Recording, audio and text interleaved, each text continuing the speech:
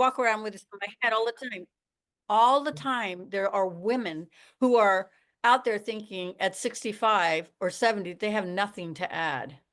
You know, they don't have anything. What do I have to add? You know, and you say, well, have you been through a divorce? And they go, well, yeah. Well, there's somebody out there who's going through a divorce just like yours that would benefit from any learning that you got from that. Because that's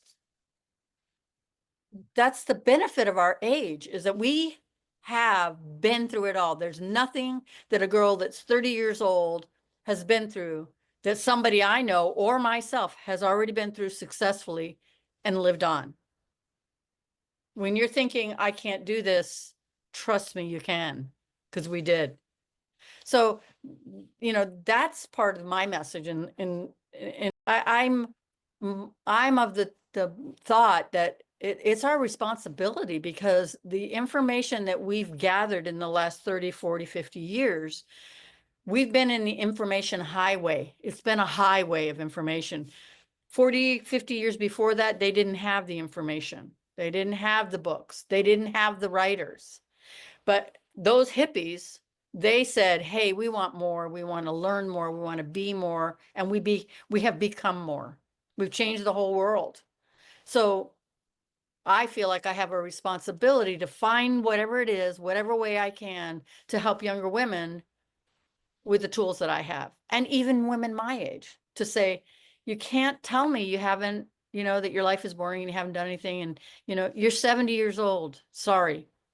Did you have kids? Did you get married? Did you go to college? Did you have a disastrous relationship? Did you this? There's 1,000 things that we've been through. And it isn't that you want to share that, but you want to share the idea that, oh my God, I made it through this. That is what, that's the power of what we have as women of our ages. I think that's what I want my, you know, I want that my legacy to be about.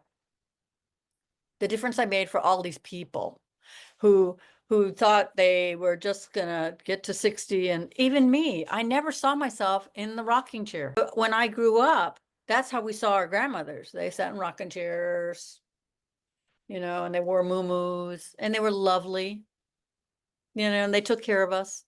We're not them anymore. There was a revolution for women in the last 50 years. And so we have all these tools that we got on TV and programs and books and everything. We had all this advantage, and not everybody took that advantage. But the ones of us that have all of that, we need to be sharing it so that we can help the transition for the next generation go really easy. And I know that having been around women that are that have grandkids right now, and or had kids, and the kids, it wasn't so hard, but with the grandkids, I see them struggling because they want to tell their child or their child's spouse, hey, you need to step up, or hey, let me tell you how this might work easier. But they don't. They step back and they go, oh, I can't say anything. I shouldn't say anything, even though they've already done it. So they don't say anything, and this poor struggling mom or dad is not able to learn something, to learn to see it in a different way. That's the important thing, is just to see it in a different way. And that's what we have to offer. And I think we should. It's our responsibility. We're not our mothers or their mothers. We're this generation of 50 years of doing it completely differently, being a woman completely differently than the generations and generations before us. And that's what I have to say for today.